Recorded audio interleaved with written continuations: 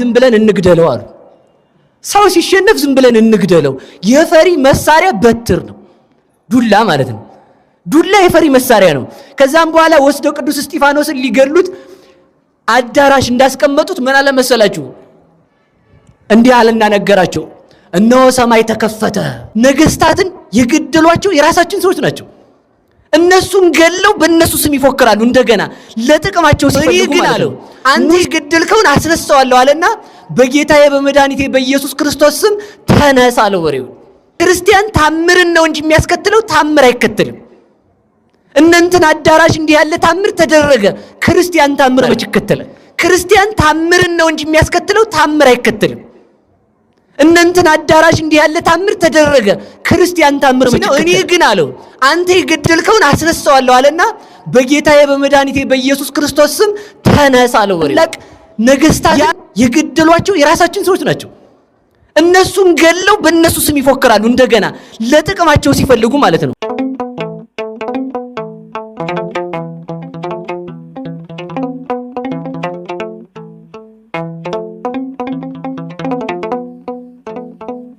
ለማይከላዊነቱ ዛሬ የማይባልለት የአባቶቻችን አምላክ ቅዱስ እግዚአብሔር ፍጥረታት ሳይኖሩ ምስጋና ከባህሪው እየፈለቀለት ሲመሰገን የኖረ ዓለምን በማይመረመር ጥበቡ የፈጠረ ሰው ለመሆን መጥቶ ከርቀታችን ያነሳን የሰላማችን ራስ መድኃኒታችን ኢየሱስ ክርስቶስ በልባችን አስበን በአንደበታችን ተናግረን ስለማንዘልቀው ስለ ቸርነት ስራው ከባህሪ አባቱ ከአብ ከባህሪ ሕይወቱ ከመንፈስ ቅዱስ ጋር ስሙ ለዘላለም የተመሰገነ ይሁን። እግዚአብሔርን የወለደችልን የሕይወታችን መሶብ ከሞት ወደ ሕይወት ከርኩሰት ወደ ቅድስና ከጨለማ ወደ ብርሃን ከሲኦል ወደ ገነት ከአሳር ወደ ክብር የወጣንባት ሥላሴን ያየንባት ዓይናችን ንጽሕተ ንጹሐን ቅድስተ ቅዱሳን ድንግል ማርያም ለስም አጠራሯ ክብርና ምስጋና ይድረሰው። ጻድቃን ሰማዕታት፣ ደናግል መነኮሳት እንደየክብርና እንደየሞገሳቸው ክብርና ምስጋና ይድረሳቸው። ከሁሉ በማስቀደም ብፁዕ አባታችን አቡነ እንጦንስ የምዕራብ ሐረርጌ አህጉረ ስብከት ሊቀ ጳጳስና የቅዱስ ሲኖዶስ አባል፣ ክቡራን ሊቃውንተ ቤተ ክርስቲያን፣ ሰዓታችንን ስለምታውቁት ክብራችሁ እንደ ሰማይ ኮከብ ይበዛላችሁ አባቶቼ፣ ከደብራችን ዋና አስተዳዳሪ ጀምሮ መምህራን፣ ያቋቋም መምህራን፣ የድጓ መምህራን፣ የዜማ የሁሉም ባለሙያዎች አባቶች አትቀየሙኝም ብዬ አስባለሁ። ከእናንተ በመጀመር የቅድስት ቤተ ክርስቲያን ልጆች ምእመናን ሁላችሁም አንድ አምላክ በሚሆን በአብ በወልድ መንፈስ ቅዱስ ስም እንደምን አረፈዳችሁ? እንደምን ቆያችሁ?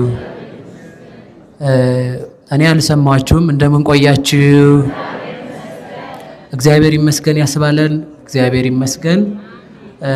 የተወሰነ ደቂቃ ስለሚኖረን ነው አባቶችንም ሳልጠራ ዝጋ የገባሁት እና ከዛ የተነሳ ሁላችሁም አንድ ጊዜ ብቻ እንደምትታዘዙኝ ተስፋ አደርጋለሁ። እስኪ በሉ የሰውን ልጅ በሉ በእግዚአብሔር ቀኝ ቆሞ አየዋለሁ። የማን ልጅ? በየት ቆሞ? በማን ቀኝ? የማን ልጅ ነው? ይህንን አየዋለሁ ብሎ የሰማዕታት መጀመሪያ የሆነው ቀዳሜ ሰማዕት የዲያቆናት አለቃ የሆነው የምእመናን ጠበቃ በምእመናን ላይ የመጡትን ፈተናዎች ሁሉ አርቆ ቤተ ክርስቲያንን እንድትቀጥል ከውስጥ ከውጭ ፈተና የታደጋት ታላቁ የዲያቆናት አለቃ ቅዱስ እስጢፋኖስ ነው። ቃሉን የምናገኘው ግብረ ሐዋርያት ምዕራፍ 7 ቁጥር 56 ላይ ነው። በጣም ከማስበውና ከምታስቡት በታች ደቂቃችን ጥቂት ነውና የተወሰኑ ነገሮች ብቻ ብያችሁ ትምህርቱን ጨርስና ብፁዕ አባታችን ስላሉ እሳቸው ጨምረው ያጎደልኩትን መልተው ያስተምሩናል እና ለተወሰነ ደቂቃ ነው ከኔ ጋር ቅዱስ ቀዳሜ ሰማዕት እስጢፋኖስ ሁላችንም እንደምናውቀው እስጢፋኖስ ማለት የስሙ ትርጉም ማህቶተ ቁድ ወይንም ፋኖስ ማለት ነው። ፋኖስ ማለት ብርሃንን የሚያበራ ነፋስ የማይገባበት ነው። ፋኖስ በሁለት ነገር ብርሃን እንዲሰጥ ይሆናል። አንደኛው በዘይት፣ ሁለተኛው በፈትል። ፈትሉ ብቻ ቢኖር ዘይት ከሌለ እሳቱ ተዋህዶት ሊኖር አይችልም። እሳቱ ብቻ ቢኖርም ፈትል ከሌለ ዘይቱ ብቻ ቢኖርም ያለ ፈትል እሳት ብርሃን ማግኘትን አይቻልም። እንደ ፈትል አካሉ፣ እንደ ዘይት መንፈስ ቅዱስ፣ እንደ ብርሃን እግዚአብሔር ነው። እንደ መስታወት ነፋስ እንደሚከለክል መስታወት ሃይማኖቱ ነው። ነፋስ ገብቶ ፋኖሱን እንዳያጠፋው መስታወቱ እንደሚከለክልለት ቅዱስ እስጢፋኖስን በሃይማኖት በምግባር ጸንቶ ለመኖሩ በዚያ ለመኖሩ ምክንያቱ አንደኛው የእግዚአብሔር ማደሪያ መሆኑ ነው። ሁለተኛው የሱ ብርሃን እንዳይለየው በእምነት የጸና መሆኑ ነው እና ከዚህ የተነሳ እስጢፋኖስን ሊቃውንት አባቶቻችን ሲናገሩ ከታች እስጢፋኖስን ከላይ እግዚአብሔርን እያየን እንኖራለን ይላሉ። ከታች ማንን? የመጀመሪያው በአዲስ ኪዳን ቀዳሜ ሰማዕት የሚያሰኘው ከሰማዕታት ከክርስቶስ ቀጥሎ የሰማዕታት መጀመሪያቸው በአደባባይ ተወግሮ የሞተ ክርስቶስን የመሰከረ ክርስቶስ በተከሰሰበት የተከሰሰ ክርስቶስ ለምእመናን አንድነት እንደሞተ ለምእመናን አንድነት የሞተ ክርስቶስ ኦሪትን ይሽራል ተብሎ እንደተከሰሰ ኦሪትን የሙሴን ሕግ ሽራል ተብሎ የተከሰሰ ክርስቶስ ነፍሱን አባ ማጽ ነፍሴ ወስተዴከ ክቡር አባት ሆይ ነፍሴን አደራ ላንተ ሰጣለሁ ብሎ እንደሞተ እስጢፋኖስ ደግሞ ቅዱስ እስጢፋኖስ ነፍሱን ለእግዚአብሔር አደራ ሰጥቶ የሞተ ክርስቶስ ስለ ቤተ ክርስቲያን ሲል የሙሴን ሕግ ይሽራል ቤተ ክርስቲያንን በ3 ቀን አፍርሼ እሰራታለሁ ብሏል ተብሎ እንደተከሰሰ ቤተ ክርስቲያናችንን የሚያፈርሳት ክርስቶስን አምላክ ብሎ የሰበከ ብለው ቅዱስ እስጢፋኖስን ወንጅለውታል። የቅዱስ እስጢፋኖስ የሞቱ መጀመሪያም ሃይማኖቱ ነው፣ የሞቱ ፍጻሜም ሃይማኖቱ ነው ማለት ነው። የሞቱ መጀመሪያ ምንድነው? ሃይማኖታችን ማን ነው? ክርስቶስ ወልድ ኢየሱስ ማለት ነው። የበየሰፈር ኢየሱስ የሚሉት ኢየሱስ አይደለም። በስምማ ተመልከቱ። በስም ከሆነማ በመምሰልማ ክንፍ በመኖር ከሆነ ዝንብም ትበራለች፣ የንብ ምግባር የላትም እንጂ። ክንፍ በመኖር ከሆነማ አሞራም ክንፍ አለው፣ የንስርን ያህል አይበርም እንጂ። ስም ተገልብጦ ነው የውሃ እናት የሚል ስም የያዘችው። ውሃው ከሌለ የማትኖር የውሃ እናት ተብላ ተጠርታለች። ይሄ ኢየሱስ እያሉ የሚጠሩት የልብ ወለድ ፈጠራቸው ነው። ኢየሱስ ማን ነው ከተባለ የእግዚአብሔር የባህሪ ልጁ ነው። ኢየሱስ ማን ነው ከተባለ አምላክ ወልድ አምላክ ነው። ኢየሱስ ማን ነው ከተባለ ዓለምን ያዳነ የዓለም ቤዛ ነው። ኢየሱስ ማን ነው ከተባለ የሚከራከርልን መምህራችን ነው። ወመምህር ዘይትቃወም ለነ የሚከራከርልን መምህራችን፣ በሃይማኖት የጠራን ዘያሲ ወደ ሃይማኖት የጠራን ተወካፊ፣ በሃይማኖት የተቀበለን ዘያሲ ወደ መከራ የጠራን ተወካፊ፣ መከራውን ስንቀበል መከራዬን ተቀበላችሁልኝ ብሎ የሚሸልመን ወመምህር ዘይትቃወም ለነ በአላውያን በካህዲያን በመናፍቃን ፊት በቅዱስ እስጢፋኖስ አድሮ አይሁድን፣ በሰለስቱ ምዕት አድሮ አርዮስን፣ በ150 ሊቃውንት አድሮ መቅዶኔዎስን፣ እስከ ዕለተ ምጽአት በሚነሱ ጳጳሳት፣ ሊቃውንት፣ መምህራን፣ ካህናት፣ ዲያቆናት አድሮ እስከ ዕለተ ምጽአት ድረስ የሚነሱ መናፍቃንን የሚረታልን መምህራችን ነው። ራሱ መምህራችን የሆነልን አምላካችን ስሙ የተመሰገነ ይሁን። ነሳ ብቻ ትንሽ አንስቼ ትምህርት ልጠቅልለው። የመጀመሪያው ቅዱስ እስጢፋኖስ የተከሰሰበት ምክንያት ዛሬ እረፍቱ ነው። ሁላችሁም እንደምታውቁት የተከሰሰበት የመጀመሪያው ምክንያት የሙሴን ሕግ ይሽራል የሚል ነው። የማንን ሕግ ንገሩ ሁላችሁም። በጣም ይቅር በሉኝ። የቅዱስ እስጢፋኖስን አሿሿሙን ማወቅ አለብን አንድ ጊዜ አይደል? ቅዱስ እስጢፋኖስ ሐዋርያት ይኸውላችሁ በደንብ ስሙ። የምእመናን ፈተና ምንድነው ቢባል አንድነት ማጣት ነው። ምን ማጣት ነው? ምንድነው? እስራኤል ማነው ሐዋርያት ሲያስተምሩ ምእመናን በዙ። ምእመናን ሲበዙ ከአረማውያንም ከእስራኤላውያንም ተመልከቱ፣ ቤተ ክርስቲያን ሁሉንም አትጸየፍም። ከአምልኮ ጣዖት የመጣውንም እግዚአብሔርን ሲያመልክ በኦሪት የኖረም ቢሆን ሁለቱንም አንድ አድርጋ ነው የምትይዘው። ሁሉንም ስለማትጸየፍ ሁሉንም ተቀብላ ሁሉንም ማስተምራ ንጹህ አድርጋ ባለችበት ሰዓት አንድ ነገር መካከል ላይ ገባ። ሁሉም ወደ ሐዋርያት ይመጣሉ፣ ሀብታቸውን ይሰጣሉ ለሐዋርያት። ሐዋርያትም ያንን ሀብት ተቀብለው ለምእመናን እኩል ያስተዳድሩ ነበረ። በዚህ የተነሳ ሐዋርያት ለመንፈሳዊ ነገር ይፋጠናሉና ምእመናኑን ለሁሉም ማስተናጋጅ ሆነው አይዘልቁትም። ከዛ የተነሳ እስራኤል እዛ የተሰበሰቡት ክርስቲያኖች መነቃቀፍ ያዙ። ምን እያሉ? የኛ ዘመዶች አልበሉም። ሆድ ነው መቼም ዓለምን የሚያጠፋው። ሆድ ብዙ ነገር አሰድዷል። እውነቴን ነው። ሆድ ያመጣው ነገር መጥፎ ነው። ከዛ በዚህ የተነሳ በሆድ የተነሳ ሲከፋፈሉ የሴቶች ነቀፋ ደግሞ ጎላ ይላሉ ሊቃውንቱ። ምን የሚል? እስራኤላውያን እንደምታውቋቸው ቤተ እግዚአብሔር ውለው ይመጣሉ። ከአሕዛብ የመጡት ደግሞ ምግብ እያሳመሩ ይበላሉ። ሁለቱ መሰዳደብ ያዙ። ዝም ብለሽ ሄደሽ ቤተ ክርስቲያን ስትክበሰበሽ ተወያለሽ ይሏቸዋል ቤተ ክርስቲያን የሚውሉትን። እነዚያ ደግሞ ቀድሞ ስለወዳችሁ ከሆነ ለምን ተጠመቃችሁ ይሏቸው ጀመር። በዚህ የተነሳ ነቀፋው እየበዛ ምእመናኑ መጣላት ሲጀምሩ ምን አሉ መሰላቸው ሐዋርያት? እኛ የተሾምነው ለሆድ ልናገለግል አይደለም አሉ። እስኪ በሉ እኛ የተሾምነው በሉ ለሆድ ምን ልንል አይደለም። ቤተ ክርስቲያን ዓላማዋን ሳተች የሚባለው ቤተ ክርስቲያን አትስትም እንጂ ለሆድ የሚያገለግሉ አገልጋዮች ሲገቡባት ነው። ለሆድ ብለው መምህር የሚሆኑ፣ ለሆድ ብለው ካህን የሚሆኑ፣ ለሆድ ብለው ሰባኪ የሚሆኑ ሰዎች ሲመጡ ቤተ ክርስቲያን ዓላማዋን ትስታለች። ቤተ ክርስቲያን ዓላማዋን ትስታለች ያልኳችሁ እዚህ ጋር ያለችውን ነው ያልኩት እንጂ ቤተ ክርስቲያን የምትባለው የማይበረ መላእክትና የደቂቀ አዳም አንድነት ስለሆነ ከዛ ውስጥ ተቆርጠው እነዛ ሰዎች ይወጣሉ ነው። ቤተ ክርስቲያን አትስትም። የማትስተው ቤተ ክርስቲያን ልጆች ያደረገን እግዚአብሔር ይመስገን። ይሄን ካልኳችሁ ልመልሳችሁ ወደ ነገሬ። ከዚያም በኋላ ይናሉና ሰው ምረጡ እንሹምላችሁ አሏቸው። 7 ዲያቆናት ተመረጡ። ከነዚያ መካከል ቅዱስ እስጢፋኖስ አንዱ ነው። ከዚህም በኋላ ቅዱስ እስጢፋኖስ መንፈስ ቅዱስ ያደረበት እስራኤልን የሚመራ ሆነ። ልብ ብላችሁ ስሙ። በሆድ የተጀመረ ጥቂት ነገር አድጎ ሀገር መክፈሉ አይቀርም። በሆድ የተጀመረ ነገር ከዚያም በኋላ እስጢፋኖስ ገባና ያንን ሰይጣን በሆድ ምክንያት ያመጣውን የክርስቶስን ማህበር መክፈል ጸጥ አደረገው። ከዚያም አልፎ መንፈስ ቅዱስ አድሮበት ነበርና እስራኤልን በቀና እስራኤል ዘነፍስ ምእመናንን ክርስቲያኖችን በቀና እያስተዳደረ ከቆየ በኋላ ልብ በሉ መንፈስ ቅዱስ ስላደረበት ታላላቅ ታምራትን እያደረገ እስራኤልን መጠበቅ ያዘ ይላል። ማንን መጠበቅ ያዘ? እስራኤል ዘነፍስ ክርስቲያኖችን ማለት ነው።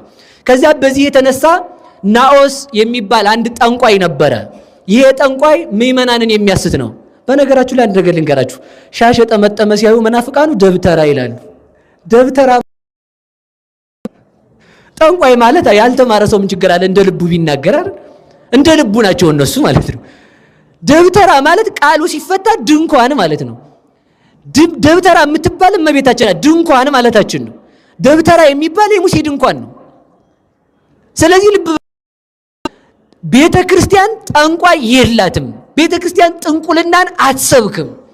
ቤተ ክርስቲያን ከጠንቋዮች ጋር እየተዋጋች ኖራለች እንጂ ቀድሞም ተዋግታለች፣ ዛሬም ትዋጋለች። ስለዚህ ልብ በሉ ታምራትን ሲያደርጉ እነሱ በጥንቁልና ስለሚያደርጉ እናውቃቸዋለን እኮ። በሃይላንድ ውሃ እየሞሉ ሃይላንዱ አፍ ላይ ቀለም ቀብተው ውሃውን ወደ ደምነት ቀየርን እያሉ ሰውን ሲያንጋጉት ነበር ሰሞኑን። እነሱ ናቸው እንደዚያ የሚያደርጉት። እግራቸው ላይ ቀይ ስር እየቀቡ ቀይ ደም እያረጉ ይኸው ከደሙ ኢየሱስ ፈወሰ እያሉ ሽባ እየመሰሉ እየሮጡ ሰውን የሚበሉ እነሱ ናቸው ጠንቋዮች ማለት ነው። ቤተ ክርስቲያን ጠንቋይ አይደለችም። የእሷ ልጆች ያደረገን እግዚአብሔር ይመስገን። ስለዚህ ተመልከቱ፣ ቆዩ ትምህርት እንዳያቋርጥ ቆዩ እና ስለዚህ ተመልከቱ፣ እንደዚያ እያደረገ ታምራትን አደረገ። ምእመናንን በአንድነት ጠበቃቸው። እግዚአብሔር የምን አምላክ ስለሆነ የአንድነት አምላክ። እስኪ በሉ የአንድነት አምላክ በሉ። በአንድነት እንድንኖር መድኃኔዓለም ይርዳን። በአንድነት ያልኖረን ሰው እግዚአብሔር አያውቀውም። ከአካል ሊተርፍ የሚችለው ማን ነው? ራአውን ለተመልከቱ። አካል መናናቅ ከጀመረ ከሰረ። አይን ቅንድብን ከናቀች ከሰረች። ጉድፍ ቢመጣ ማን ይጋርድላታል? አይን ተመልከቱ። አፍንጫ ደግሞ አይንን ከናቀ ተመልከቱ፣ ጅብ ቢመጣ ማን ያይለታል? ጥርስ ተመልከቱ።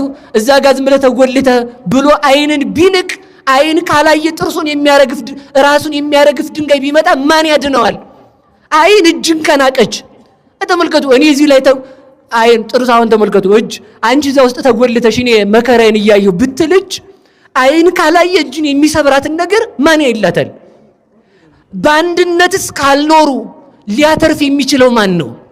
አይን ተመልከቱ እግርን ከሰደበች፣ እግር አይንን ከሰደበች፣ አፍንጫ ጆሮን ከሰደበ፣ ጆሮ ምላስን ከሰደበ፣ ምላስ ጸጉርን ከሰደበ ማን ነው ሊያመልጥ የሚችለው? ጅብ ይመጣ። አይን ብቻዬን እሄዳለሁ ብትል ሳር ያፈርጣታል። እግር ብቻዬን እንቀረፈፋለሁ ቢል አንዱ እንጨት ነው ብሎ ሊማግደው ይችላል። ጆሮ ተመልከቱ ሳይሰማ ምን አገባኝ ቢል አይን እኔ እየሰማው ነው እንጂ መከራዬን እንግዲህ ከዚህ በኋላ አልሰማም ቢል አይን ጆሮ ካልሰማኒም እተወዋለሁ ብትል ጆሮ ካልሰማ አይን ብቻዋን የምታመጣው ለውጥ የለም። ጅብ ቢመጣ ድምፁን ሰምቶ እንድትሮጥ የሚያረጋት ጆሮ ነው። ስለዚህ እግዚአብሔር የህብረት አምላክ ነው። እስኪ በሉላችሁ እግዚአብሔር በሉ። የህብረት አምላክ ነው። ያለ ህብረት የሚኖር እኔ የእንትና ዘር እኔ የዚህ ሀገር ሰው እያለ የሚደሰኩር ሰው የእግዚአብሔርን መንግስት አያይም። ለምን? እግዚአብሔር የማህበር አምላክ ነው። እነዚህን አስማምቶ አንድ አድርጎ አኑሯል። ላይጠቅም የፈጠረው ፍጥረት የለም። ሁላችንም እንድንጠቅም እንድንተባበር መድኃኔዓለም ይርዳን። ከዚህ የተነሳ ተመልከቱ ያ ጠንቋይ እንደዛ እያለ ሲነሳ ቅዱስ እስጢፋኖስ በነበረበት ዘመን ነው። አንዱን ብቻ አንስቼላችሁ ልሂድ። ከዛ ምን አደረገ መሰላችሁ? ቅዱስ እስጢፋኖስ ታምራትን ሲያደርግ ጠንቋዩ ቀንቶ እኔም ታምር አደርጋለሁ አለ። ቅዱስ እስጢፋኖስ አይነ ስውር ሰው ነበር፣ አይኑን አበራለት። ሽባ ነበር፣ ተረተረው እንዲሰራ አደረገው። ደንቆሮ ነበር፣ እንዲሰማ አደረገው። ይህን ሲያደርግ ተመልከቱ ያኛው ናኦስ የሚባለው ሰውዬ እሱ አይነ ስውር ነው ያበራ። እኔማ ደግሞ ይገርማቸዋል አይነ ስውር ማብራት ሳይሆን በሬውን ለሁለት ከፍለዋለሁ አለችው። ምኑን ለሁለት? በሬውን ሄዶ በጆሮ ቢለው ለሁለት ክፍል አለ። ሚዛን አምጥተው ቢመዝኑት ሁሉም እኩል ሆነ። ሰው ታምር ወዳጅ አይደል? ጎበዝ እንደው ኧረ ተው ጎበዝ ተው። በጣም እኮ ነው መንቃት ያለብህ። ጌታ ምንድነው ያለው? ወዛቲ ታምር ተተለወሙ ለለ ያምኑ በስሜ፣ በስሜ የሚያምኑትን ታምር ይከተላቸዋል አለ እንጂ ታምርን ይከተላሉ አላለም። ክርስቲያን ታምርን ነው እንጂ የሚያስከትለው ታምር አይከተልም። እነንትን አዳራሽ እንዲህ ያለ ታምር ተደረገ፣ ክርስቲያን ታምር መች ይከተላል? ታምር በስሙ የሚያምኑትን ይከተላቸዋል። ስለዚህ ተመልከቱ ምን አለ መሰላችሁ ህዝቡ፣ አረ ታምር የሚያደርግማ ናኦስ ነው እንጂ በናኦስ አምነናል ብሎ ህዝቡ ተሰብስቦ በናኦስ አመነ። ቅዱስ እስጢፋኖስ እንዲህ ያለው ናኦስን፣ በሬውን የገደልከውን አስነሳው አለው። አይቻለውም። ሰማል ማጥፋት ይቻላል፣ ማዳን አይቻለውም ጋኔን። ስለዚህ አይሆንልኝም ሲለው እኔ ግን አለው አንተ የገደልከውን አስነሳዋለሁ አለና በጌታዬ በመድኃኒቴ በኢየሱስ ክርስቶስ ስም ተነስ አለው በሬው። ያ በሬ ተነስቶ ተመልከቱ በሰው ቃል ተጣርቶ ናኦስ ና ቅዱስ እስጢፋኖስ እየጠራ ነው ብሎ ናኦስን በቀንዱ እያባረረ ይዞት ሄደ። አሃ ቅዱስ እስጢፋኖስ በሬውን እንዲናገር አደረገው ሲባል ሊያምህ ነው አይደል? የበለዓም አህያ የተናገረችው የትኛው ትምህርት ቤት ገብታ ነው? ከበለዓም አህያ በሬው ያንሳል እንዴ? የበለዓምን አህያ ያናገረ በቅዱስ እስጢፋኖስ አድሮ በሬው እንዲናገር አደረገው። የዚህን ጊዜ የትክክለኛው አምላክ የቅዱስ እስጢፋኖስ ነው ብሎ ወደ እስጢፋኖስ መጡ። የዚያን ጊዜም ተመልከቱ ሸምበቆ አቋምሽ ወዴት ነው ብትባል ነፋስን ጠይቁት አለቻሉ። የዚህ ዘመን አቋሙ ወደ ነፈሰበት ነው። ሁሉም ይነዳዋል ማለት ፖለቲካው ይነዳቸዋል፣ ዘር ይነዳቸዋል፣ ሆድ ይነዳናል፣ ስልጣን ይነዳናል። ጥቅም ፈላጊዎች ለጥቅማቸው ካባ ልብሰው ነው የሚመጡት። ጥቅም ብቻውን አይቆም። ስለዚህ ተመልከቱ እየሰማችሁ ነው? ልጨርስ ነው። እሺ ከዚያም በኋላ ምን አለ መሰላችሁ? የቅዱስ እስጢፋኖስ አምላክ ነው ትክክለኛው ብለው ሲመጡ ተመልከቱ ቶሎ ጉዴ ሳይገለጥ ወደ ሰማይ ላርግ ነው ልበላል። ከዛ በኋላ ህዝቡን ሰበሰበና አንተ እንዲህ አይነት ነው ስራ፣ አንተ እንዲህ ያለብህ እያለ እንግዲህ እንደሰዎቹ ማለት እንደዛ እየተናገረ አጋንንትን ይዛችሁ ይውጡ ወደ ላይ አላቸው። ከዚያ ተመልከቱ ሰው እኮ ሸምበቆ ነው። አሁን በቅዱስ እስጢፋኖስ አምላክ አምኖ ተመልሶ እንደገና አጋንንት ያን ሰውዬ ይዘውት ከፍ ሲሉ አረዳያ ሰውስ ማለት ናኦስ አሉ። ተመልከቱ ተመልሰው ማለት ነው። ታምር መከተል ማለት ነው። ታምር መከተል አያስፈልግም። ታምር ነው ክርስቲያንን የሚከተለው። ስለዚህ ተመልከቱ እንደዛ ሲሉ ቅዱስ እስጢፋኖስ ዝም አለ። ኧረ አመለጠ እስጢፋኖስ አሉት። ተውት ከፍ ይበል እባካችሁ አላቸው። ከዚያ በኋላ በስመ አብ ወወልድ ወመንፈስ ቅዱስ አሐዱ አምላክ ሲል ናኦስን የያዙት አጋንንት ተሰብስበው ልም ሲሉ ናኦስ ወርዶ ተንቆጫቁጮ ሞተ ይላል። እንዲህ አድርጎት ምእመናኑን አጸናቸው። የቅዱስ እስጢፋኖስ አምላክ ሁላችንን የሚያጽናን። ከዚያ በኋላ መጨረሻ ላይ ይህን ሰውየም ቅዱስ እስጢፋኖስ ከሞት አስነስቶታል። ይህ ተአምር የተሰጠው ነው። ከዚህም በኋላ ተመልከቱ፣ በዚህ የቀኑ አይሁድ ቅዱስ እስጢፋኖስን ከሰሱት። ምን አሉት? ነገሩኝ እንጂ በሞቴ ምን ብለው ነው የከሰሱት? የሙሴን ሕግ ይሽራል። በሞቴ አንድ ጊዜ በሉልኝ፣ የሙሴን ሕግ በሉ። አያችሁ ሰው ተንኮሉ። ሙሴን እኮ አያምኑበትም። ለጥቅማቸው ሲሆን ግን አሁን እንደ ዘረኛዎቹ እንደ ዘመናችን ዘረኛዎች ማለት ነው አንቀው የገደሏቸው እነሱ ናቸው። ደግሞ ህዝቡን ለማስነሳት የነገሌ ወገን ብለው ይጠቅሱልናል። እስኪ ተመልከቱ፣ ኢትዮጵያ እስከነ ሚኒስቴሮቿ ላትነሳ የተቀበረችበትን ዘመን አስታውሰው፣ ኃይለ ሥላሴን ዘመን። ከዚያም ተመልከቱ ስንት ደጋግና ስንት ታላላቅ ነገስታትን የገደሏቸው የራሳችን ሰዎች ናቸው። እነሱን ገለው በእነሱ ስም ይፎክራሉ። እንደገና ለጥቅማቸው ሲፈልጉ ማለት ነው። ሙሴን አያምኑበትም፣ በሙሴ ስም ይፎክራሉ። የሙሴን ሕግ አፈረሰ አሉት። ቅዱስ እስጢፋኖስ ምን አላቸው መሰላችሁ? የሙሴን ሕግ ነው ያፈረስኩት አለና እንዲህ አላቸው፣ የአብርሃምን የይስሐቅ የያዕቆብ ልጆች ነን እያሉ ዘር እየቆጠሩ ተመኩ። አሃ ዘር በቆጠራ ከሆነ የአብርሃም ልጆች ከሆናችሁ የይስሐቅ የያዕቆብ የዮሴፍ ልጆች ከሆናችሁ ዮሴፍን የሸጣችሁት እናንተ አይደላችሁ አላቸው። የዮሴፍ ልጆች ነን ካሉ ዮሴፍን ለምን ሸጡት ነው? እየሰማችሁ? ከዚያ ምን አሉ? የሙሴ ሕግ ተሻረ አሉ። ተመልከቱ ሙሴን ተመልከቱ። ከሰማይ መና አውርዶ ኤርትራ ባህርን ቢከፍልላቸው ፈርዖን ቢመጣባቸው ሙሴን በድንጋይ ልትወግሩት የተነሳችሁ እናንተው አይደላችሁ አላቸው። ተመልከቱ የሙሴን ሕግ ሻረ ብለው ከሰው ሙሴን አያምኑበትም። የሙሴን ሕግ የምታምኑ ከሆነ ሙሴ ትንቢት የተናገረለትን ክርስቶስን ለምን አላመናችሁም አላቸው። እንደ የሙሴን ሕግ እናምናለን ማለት አያዋጣም። እየሰማችሁ ነው? ሁለተኛ ከዛ የሙሴን ሕግ የደብረ ሲናን ሕግ ሽሯል ሲሉት እንግዲያውስ እንደዚያ ከሆነ እናንተ ደጎች አይደላችሁ? ሙሴ በደብረ ሲና ጽላትን ሲቀበል ጣዖት አቁማችሁ የጠበቃችሁት እናንተ አይደላችሁ አላቸው። አያቸው በሙሴ መፎከር አይወጣም። ሙሴን መውደድ ነው እንጂ መጀመሪያ ማለት ነው።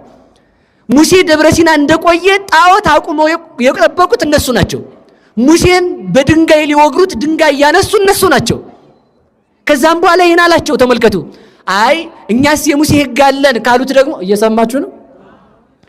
ግብፅ ለእስራኤላዊው አግዞ ፍርድ በትክክል ቢፈርድላቸው ትናንት ግብፃዊውን እንደገደልክ እኔን ልትገለኝ ነው ያልክ እስራኤላዊ አይደለ አላቸው። በታሪክ ሞገታቸው። በዚህ አልችለው ሲሉ ተመልከቱ ሁለተኛ ምን አሉት መሰላችሁ? እየሰማችሁ ነው?